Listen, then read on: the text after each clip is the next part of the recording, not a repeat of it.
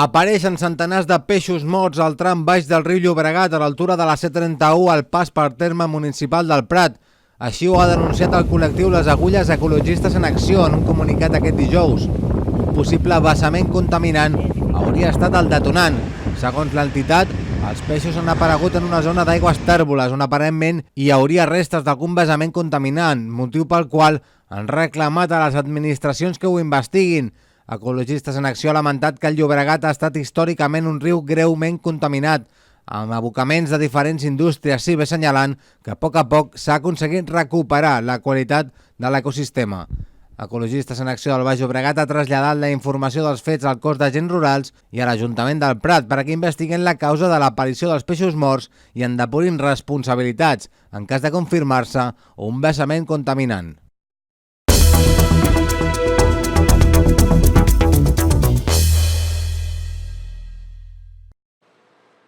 El RAC ha fet públic el segon baròmetre del ciclista urbà a Barcelona, que també analitza algunes de les localitats limítrofes amb la capital catalana. Així, segons l'estudi, a Esplugues, fins a 753 persones utilitzen la bicicleta, el patinet o altre tipus de vehicle de mobilitat personal per desplaçar-se cap a Barcelona. L'estudi, que analitza l'ús dels carrils bici de tota Barcelona, assenyala que aquesta plataforma Esplugues està entre les més utilitzades, juntament amb Diagonal, Marina, Pau Casals i Gran Via. Els usuaris tant del patinet com d'altres vehicles valoren els avantatges d'aquestes noves formes de mobilitat i a l'ús del carril bici. Perfecte. És que és un element que és polivalent, tu pots anar pràcticament per qualsevol, respectant la normativa, i és ecològic, no gasta pràcticament res de transport públic, res d'esperes, és polivalent. És una alternativa als mitjans de transport com poden ser els cotxes o les motos que contaminen més Barcelona. I tot el que sigui l'ús de, per exemple, la bicicleta, com el bicing o l'ús de patinet elèctric i que s'habilitin carrils per a aquests vehicles, ho trobo millor. Pues me parece perfecto porque hay que potenciar el transporte limpio y sobre todo en una ciudad como esta donde el carril bici pues la verdad que está por todas partes, así que muy bien por el ayuntamiento. D'aquests 753 usuaris del carril, 553 ho fan en bicicleta i 200 en patinet o altre tipus de vehicle amb rodes. Aquestes dades han estat obtingudes amb 6 hores d'observació. De fet, en les hores punta, és a dir, de 7 a 10 del matí i de 5 a 8 de la tarda, la mitjana de vehicles que hi passen és de 126 per hora.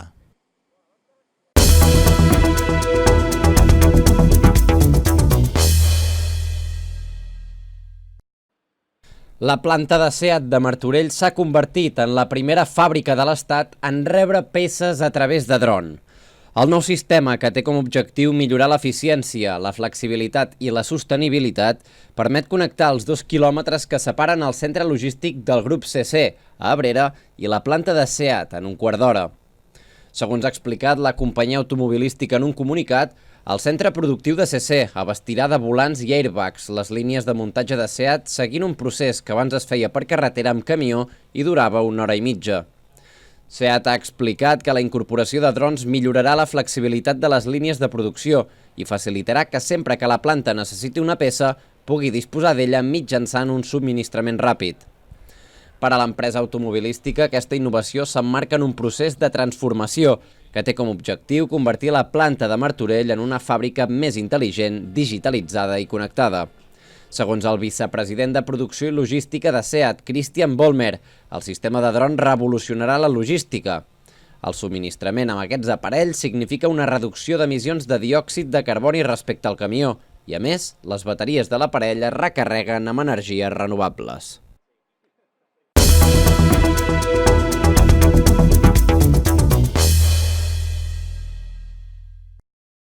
Censats més d'un centenar de nius ocupats d'orenetes cuablanca a Sant Esteve Sesrovires. A principis de juliol s'han registrat un total de 270 nius, dels quals 144 estan ocupats, 104 trencats i 22 sense senyal. Segons aquest registre, a Sant Esteve s'ha produït un augment de 35 nius respecte al primer cens. A banda d'orenetes cuablanca, a Sant Esteve hi ha 3 altres espècies protegides i que actuen com a plaguicides naturals. Es tracta de l'oreneta comuna, que nia a l'interior de les vivendes, els falciots i els ballesters. Com a insectívors ajuden al control de plagues com els mosquits, i és que només una parella d'orenetes pot consumir 2.500 mosquits diaris, el que es tradueix en mig milió de mosquits per temporada. La seva presència és també un excel·lent indicador ambiental i de qualitat de l'aire.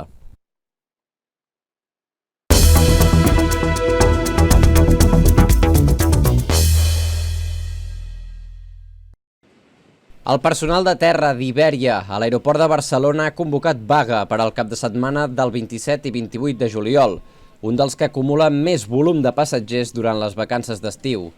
El motiu és la sobrecàrrega de feina que afronta la plantilla. De fet, la manca de personal ja va generar l'any passat un conflicte similar. Aleshores, però, es va desenvolupar la vaga i treballadors i empresa van arribar a un acord. Els sindicats, però, defensen que ha quedat obsolet, perquè el nombre de vols que operen ha crescut tant que es necessita un nou pla d'ocupació. Els treballadors també denuncien incompliments sistemàtics amb els acords tancats l'any passat i manca de diàleg per part de la direcció.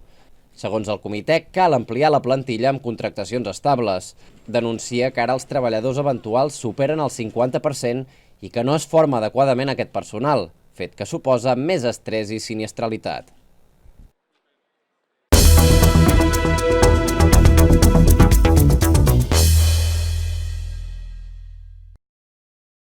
El mercat immobiliari segueix en ascens al Baix Llobregat i ja es comptabilitzen fins a 3.000 operacions al primer trimestre de l'any.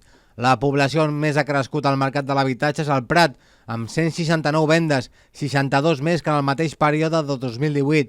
Així ho senyalen les dades proporcionades pel Fòrum Empresarial del Llobregat. En tota la comarca i a l'Hospitalet s'han venut un total de 2.829 habitatges, un 2,84% més que l'any passat. A banda del Prat, el municipi on més creix la compravenda d'habitatges és Olesa de Montserrat, amb 60 operacions. La tercera on més ha pujat la venda d'habitatges és Viladecans, amb 47. En xifres absolutes, l'Hospitalet, Cornellà i Sant Boi són els 3 municipis amb més vendes. Tot i la millora, encara no s'ha arribat a les xifres del darrer trimestre del 2018, on es van superar les 3.000 transaccions. Al contrari, el municipi on s'han registrat menys operacions és el Papiol, que ha passat de les 12 a l'inici del 2018 a tan sols 3 en el mateix període de 2019.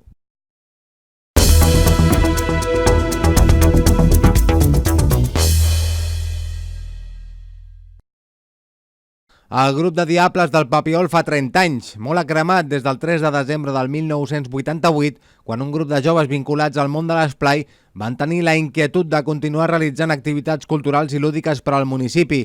La tradició de Diables, arrelada al territori, va arribar també al Papiol. Ara, 3 dècades després, la colla vol celebrar aquest aniversari amb un seguit d'activitats que van començar ahir amb una exposició fotogràfica a la Biblioteca Valentí Almirall. Núria Bou, una de les fundadores del grup de Diables, va rememorar com van ser els inicis. Vam començar amb tratges de roba de sac que es cremaven, ens havíem de mullar per sortir perquè si no se'ns cremava i a poc hem anat evolucionant en tratges més bons, en tratges que ja no es cremen, amb uns dibuixos molt ben pintats i tot aquest jovent que ha pujat a portar el grup de Diables, però superbé, amb moltes ganes, amb molta força i amb molta energia, en fer sempre correfocs, sempre estan preparats a fer activitats i coses. Adrià Rius, l'actual cap del grup, destaca el creixement de la colla i com ha arrelat el municipi. Tenim la colla infantil, això vol dir també que hem arribat a moltíssimes famílies, tenim el cavall armat, que és la bèstia de foc d'aquí al poble, que també aglutina moltíssima gent, per tant, avui en dia, diguem-ne, tenim una colla, jo diria que el grup humà que hem aconseguit fer aquí, que aglutina gent gran, gent jove, gent que portava aquí des de fa 30 anys, gent que en sa vida li havien agradat els correfocs ni els petards, però com que els nens i les nenes volen venir aquí a cremar, doncs han acabat una miqueta també arrossegats cap a aquest món. Una exposició al correfoc infantil i la Diada Grossa demà a les 11 amb el correfoc adult, amb la participació del grup de foc del Papiol, Diables de Puigcerdà, Diables de la Grupa, Diables de Casablanca, el cavall armat del Papiol, la Cuca de Castellbisbal, l'Anguila Mortrassa de Gavà i els grallers i timbalers del Papiol i timbalers del Cuc.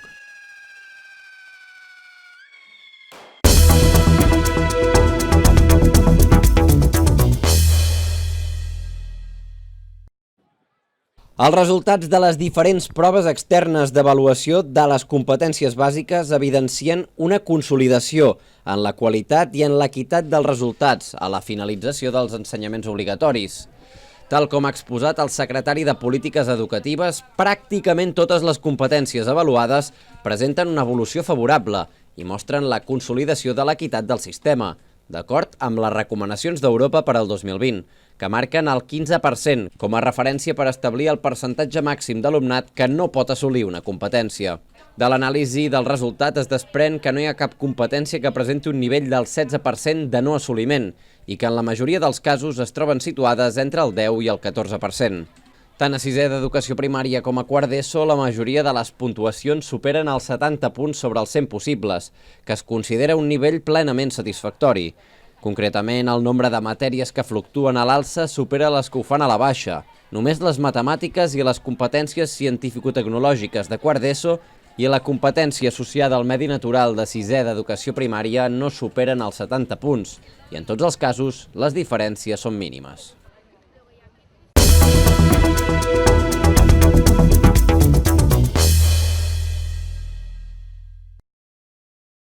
Núria Marín ha estat escollida en una segona votació com a nova presidenta de la Diputació de Barcelona amb el suport de 23 diputats que corresponen a les forces polítiques del PSC i Junts per Catalunya, mentre que l'altra candidatura proposada per Esquerra Republicana n'ha obtingut 17. Finalment, s'ha complert el previst i aquest acord entre el PSC i Junts per Catalunya ha fet que Núria Marín obtingués els vots necessaris per accedir a la presidència del tercer òrgan més important de Catalunya. En el seu discurs d'investidura, Núria Marín ha reivindicat el municipalisme com a nexe d'unió entre les diferents forces polítiques i ha destacat que és un terreny més que propici per practicar el diàleg.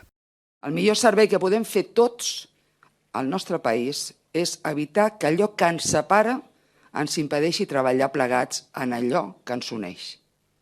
I aquesta és la meva convicció. Reivindico, doncs, el municipalisme com un dels espais comuns de tots nosaltres, que ens uneix més enllà de les nostres legítimes opcions polítiques i també ideològiques. Marín ha posat de relleu el treball en xarxa dels ajuntaments i la importància de la Diputació. És per això que l'existència d'ens supramunicipals com aquesta Diputació és la garantia que els ajuntaments podem oferir serveis que sols mai podríem oferir i, a més, fer-ho de forma equilibrada en el territori. El nostre mètode de treball és en xarxa, cercant sempre la cooperació entre municipis, optimitzant recursos i sent més eficaços. A més de Núria Marín, també serà diputat aquesta legislatura el portaveu d'Esquerra Republicana a l'Ajuntament de l'Hospitalet, Antoni Garcia. Durant la celebració del ple d'investidura han tingut lloc protestes davant la seu de la Diputació convocades per l'ANC contra el pacte entre el PSC i Junts per Catalunya.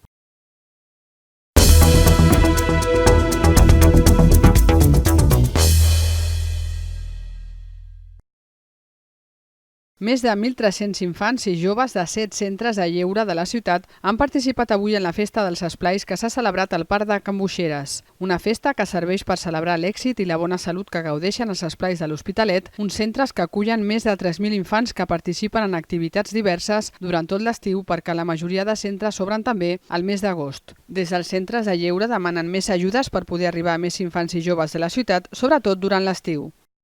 Els centres, una mica el que necessitem és poder tenir més disposició de pressupost, tant d'ajudes públiques com privades, per poder arribar a més infants i a més joves de la ciutat d'Hospitalet.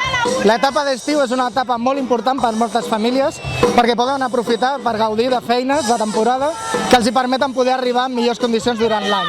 Per tant, durant l'estiu és molt important poder fer un suport a aquestes famílies per tal que infants i joves puguin gaudir d'activitats com aquestes, puguin gaudir d'un estiu diferent i a més puguin gaudir d'activitats i compartir amb altres infants sense cap tipus d'etiqueta. Roger Caro ha volgut destacar la feina dels monitors i monitores dels esplais, però ha afegit que cal millorar alguns centres perquè tinguin més espais per poder ampliar l'oferta en les activitats de lleure. El Consell de l'Esplai i els centres que en formen part n'estem molt orgullosos de la feina que fem cada dia, professionalitzada, amb un equip professional que es deixa la pell per poder donar oportunitats a infants i joves, però també és veritat que alguns centres tenen necessitats de tenir més espais o espais amb més dignitat per poder fer una activitat més adequada, més rigorosa i més professional amb els infants que intervenen cada dia. I també per poder arribar a més infants i joves que queden fora de les nostres activitats i que no tenen altres alternatives en els seus barris.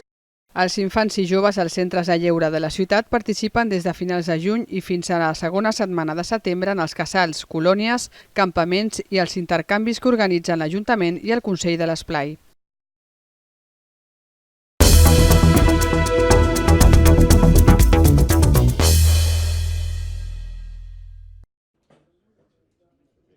La Conselleria de Salut de la Generalitat de Catalunya i l'Ajuntament de Sant Andreu de la Barca han firmat un pacte de salut. La signatura ha anat a càrrec de la consellera de Salut, Alba Vergés, i l'alcalde de Sant Andreu de la Barca, Enric Llorca. Aquest pacte pivota en 3 eixos, com ho explicava la mateixa consellera Alba Vergés. Un d'ells precisament és aquesta integració més de la vessant sanitària però també de la social i després evidentment també parlar del que són les oportunitats que ens dona aquesta visió de la comunitat per lluitar contra les desigualtats en salut. I el tercer eix també és evidentment que els dispositius sanitaris que hi tenim, i per això venim des del Departament de Salut, doncs siguin adequats, tinguin el confort i estiguin a disposició de que els professionals puguin treballar molt bé pels veïns i veïnes. I materialització de forma immediata. Posem a treballar de forma immediata i això donarà els seus fruits, alguns no d'una manera tan immediata, perquè aquells aspectes que tenen que veure amb els hàbits i es veuen més a mig plaç, però en d'altres assistencials i d'altres aspectes d'una manera immediata. La signatura suposa un pacte de col·laboració entre les dues administracions fins al 2022. Nosaltres pensem que ens ha de servir per a unar esforços i recursos de dues administracions que tenen la voluntat de millorar la salut dels seus ciutadans. El pacte de salut signat a Sant Andreu de la Barca és el primer que es signa al Baix Llobregat Nord i la tercera ciutat a tota la comarca.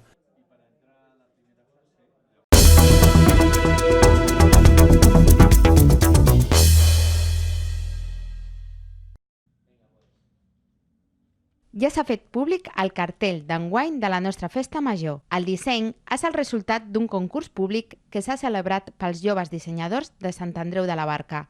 El guanyador ha sigut David Navarro, un santandreuenc de 21 anys. Encara que de primeras va tenir altres... Como un diseño de una barca, que era la primera idea que yo tenía en mente, también me gustaba mucho. Y es curioso porque luego vino otra propuesta en la que estuve trabajando también, que era la Font de la Roda, también un icono del pueblo. Y ya por último, me iba a quedar en principio con esas dos primeras que hice, ya estaba satisfecho con el resultado. Y al final, pensándolo mejor y demás, acabé optando por hacer algo mucho más de mi estilo. Y mira, muy contento de que al final haya sido encima este cartel, esta propuesta, la que haya sido escogida. Es va decidir per la Quimeta. Es un cartel que se sale un poquito de lo habitual y me ha permitido enfocarme a ser 100% yo mismo en el cartel, así que es muy satisfecho con que haya sido este en concreto el que haya salido ganador. El guanyador es dedica professionalment al disseny gràfic. Diseño para videojuegos, hago diseño gráfico tanto como para carteles como para cualquier otra cosa.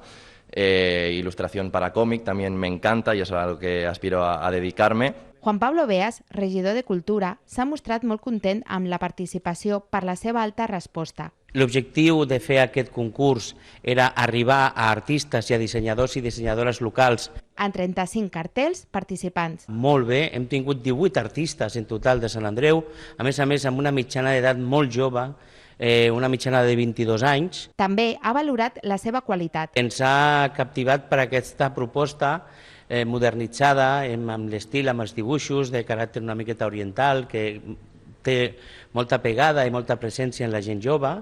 Per la seva banda, el David s'ha mostrat molt il·lusionat per la repercussió que tindrà. Realmente es una ilusión tremenda el ver tu obra publicada, ya no solo publicado tu trabajo en internet, en cualquier sitio impreso, que verlo por todo el pueblo bien grande y por lo alto, es genial. La festa major es celebrarà els propers dies 30 i 31 d'agost i 1 i 2 de setembre.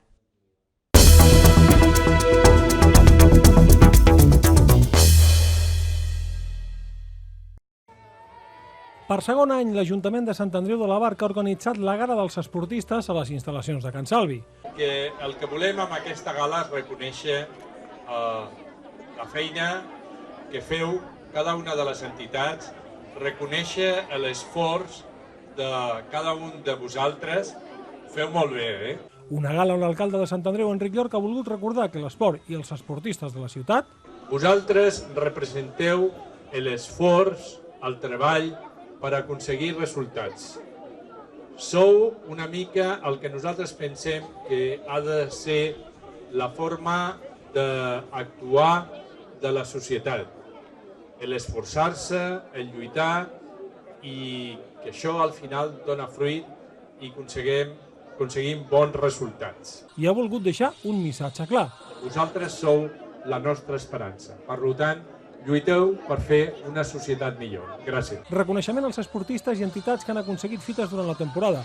Bàsquet, futbol, patinatge o tir amb arc són algunes de les entitats i dels esportistes que han rebut aquest reconeixement anual.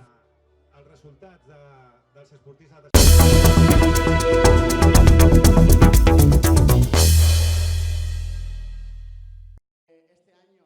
Una de les activitats més importants de la Festa Major de Sant Andreu de la Barca és la gincana nocturna que es celebrarà el proper dia 31 d'agost. Dubto que hi hagi moltes activitats en altres municipis que sigui una activitat nocturna 100%, o sigui, que comença de matinada i acaba a primera hora del matí, i que, a més, aplega unes 800 persones perfectament. Juan Pablo Beas, regidor de Cultura i Joventut, ha revelat el tema escollit d'enguany. Aquest any els voluntaris i col·laboradors han triat el tema de la conquesta de l'espai, perquè es commemora el 50 aniversari de l'arribada de l'home a la Lluna. Pel regidor, l'èxit de l'activitat és indiscutible. I a més, com la gent jove de Sant Andreu és la millor i és molt creativa, segurament que el dissabte de Festa Major veurem autèntiques idees boges, divertides. Una alta inscripció amb 69 grups en un esdeveniment molt arraigat a la ciutat. Jo dic que té ADN local 100%, és una proposta que no es pot replicar, que només funciona a la nostra ciutat,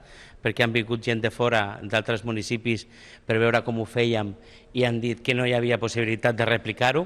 Encara que la participació era per 60 grups, s'ha afegit un més. Perquè no quedés fora un grup que complia totes les condicions amb el tema dels grups que tenen la Jove Car y que tienen una cierta prioridad.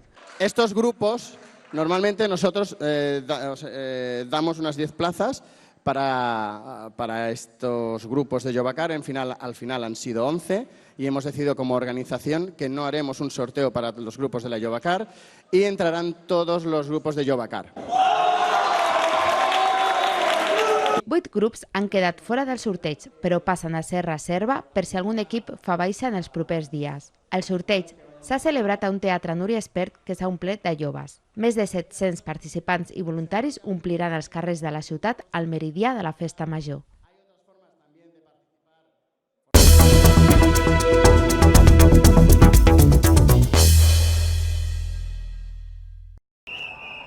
Concentració d'integrants del sindicat Comissions Obreres aquest matí davant de la benzinera BP de Joan Carles I. El motiu d'aquesta protesta és l'acomiadament de la delegada sindical de comissions, que des del sindicat consideren motivat pel fet de defensar els drets dels treballadors.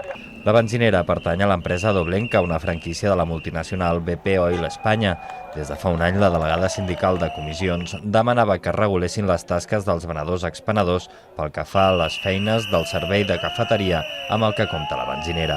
En esta gasolinera se vienen haciendo muchas tareas de cafetería que no son compatibles con las propias de la propia gasolinera y es algo que estamos reivindicando en el convenio colectivo y en la negociación colectiva, pero no ha habido manera de llegar a un acuerdo por el momento. Esta compañera, esta delegada, lleva un año denunciando este caso, lo hemos llevado a la Inspección de Trabajo, al Tribunal Laboral de Cataluña, está pendiente de sentencia, porque entendemos que, como he dicho antes, estas tareas corresponden más al convenio de hostelería que no al propio de estación de servicio. Creemos que es injusto que por defender sus derechos laborales una trabajadora delegada se le mande un burofax despidiéndola de su puesto de trabajo.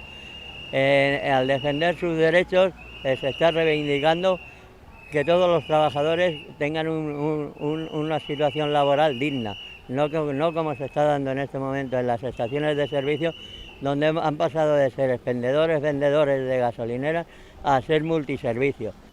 La benzinera, per la seva part, considera que l'acomiadament és procedent, ja que l'han justificat com a disciplinari. Els propietaris de la benzinera no han fet declaracions als mitjans, ja que es troben fora de la ciutat. Un delegado sindical tiene una cobertura legal y tiene una defensa jurídica por la relación de su puesto. La empresa contrató a una trabajadora muy respondona. La delegada sindical es encargada, la encargada lógicamente daba órdenes de trabajo a la cual la empleada se negaba a hacer, hasta el punto de que un día inventó una agresión que es ficticia y que no se puede demostrar. Las imágenes hablarán por sí solas de que para nada esta trabajadora ha agredido a la trabajadora como como bien dice. Pero es el motivo por el que el empresario se ha inventado para poder despedirla, porque claro, lógicamente de otra forma no puede. Segons el sindicat, el problema del servei de cafeteria en estacions de servei afecta a moltes benzineres. Si bé és veritat que en algunes l'afectació és major, ja que ofereixen pa i entrepans o tenen moltes taules. El sindicat no descarta més accions de protesta mentre no es readmeti a la treballadora i es reguli les condicions dels treballadors de les estacions de servei, que també fan tasques que consideren del sector de l'hostaleria.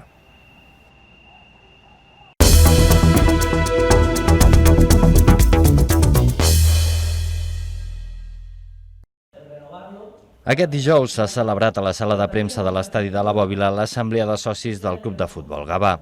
Una sessió en la que la directiva del club, amb el president Ivan Carrillo al capdavant, ha fet un balanç de l'estat de l'entitat, tant des del punt de vista esportiu com econòmic, en un any que ha estat complicat. L'objectiu principal era mantenir la categoria, hem pogut mantenir la categoria. Tots sabem que ha sigut una mica complicat, però finalment hem sigut el segon millor equip de la segona volta. En quant l'altre principal objectiu que volíem tenir era millorar la imatge del club, que sabíem que estava molt marmada per culpa de les deutes.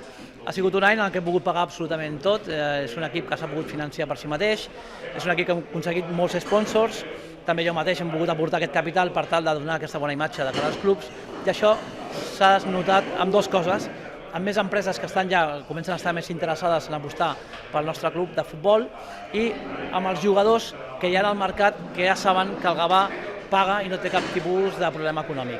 En aquest sentit, des del club han anunciat que s'està treballant per aconseguir un patrocinador principal que aposti per l'entitat i que els pugui donar més seguretat a l'hora de marcar-se reptes esportius. Encara no està res tancat, però tot sembla ser que pot tenir una marca important a la nostra camiseta, que és una empresa que està aquí a Gavà, que vol pertànyer també dintre de la gran família que som els socis aquí del Club de Futbol Gavà i que vol arraigar-se també dintre de la nostra ciutat, que ens sembla que és un gran pas endavant perquè tothom ha de saber que el patrocinador d'un principal equip com el Gavà és molt important perquè la gent ho té molt en compte, sap que aposta, sap que és una empresa que aposta per un club que amb unes dificultats econòmiques, però que tota la ciutat volem tenir aquest primer equip que es mantingui i que si pot ser recuperar la categoria. I és que el Gavà, malgrat la situació viscuda en els darrers anys, té ganes de fer coses grans i, tocant de peus a terra, marcar-se a mig i llarg termini objectius en categories superiors. En aquest sentit, des de la directiva ja estan treballant en un projecte de futur del que encara no poden avançar massa, ja que es troba en estat embrionari. També s'ha presentat la nova equipació de la temporada, que torna a ser de la marca Bemiser. La segona equipació serà la que vesteix l'Escola de Futbol Gavà i que suposa una manera de visualitzar com les dues entitats continuen anant de la mà.